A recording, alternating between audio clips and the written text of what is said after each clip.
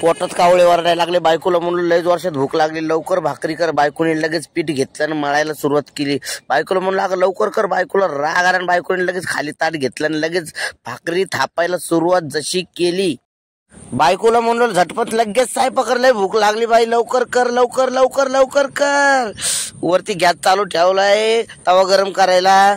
वा वा, बायकोनी गोल गोल गोल गोल एकदम मस्त पैकी भाकर केली.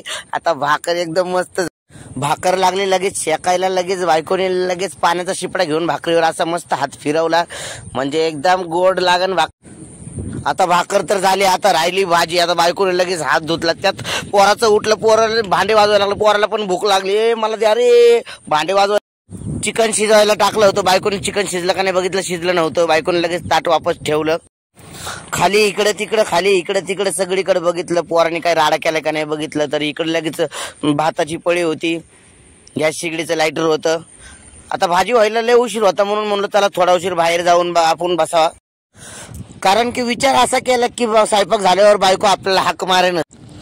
घराच्या बाहेर आल्यानंतर आपल्या घराच्या पट्ट्यावरची जी पुढची लाईट आहे, आजूबाजूच्या घरच्या ज्या लाईटी आहेत, बाहेरच्या दुकानाची पुढे जी लाईट आहे, आणि तुम्ही बघू शकता इकडे जे आकाशात जे पडलेलं जे चंद्र आहे, ती हे वातावरण बघून सगळे अर्धी माझी भूक सगळी शांत झालेली. आकाशात तुम्हाला चंद्र दिसत असेल.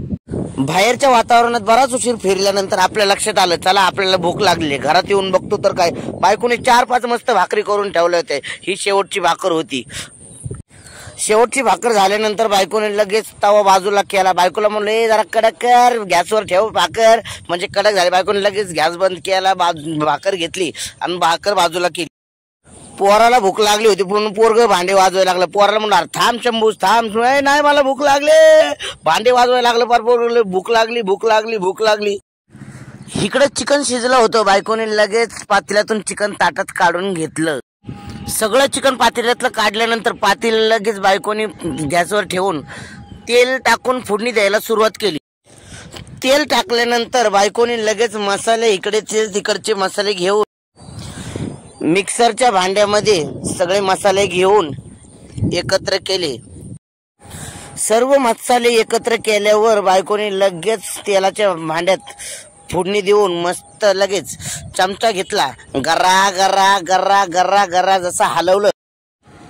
मसाला हलवून झाल्यावर पुन्हा एकदा बायकोने दुसरा मसाला तयार केला. तो पण मसाला त्यात टाकला आणि वापस त्या मिक्सरच्या भांड्यातला आजूबाजूला सगळा जेवढा मसाला होता त्या पातेला सगळा टाकला.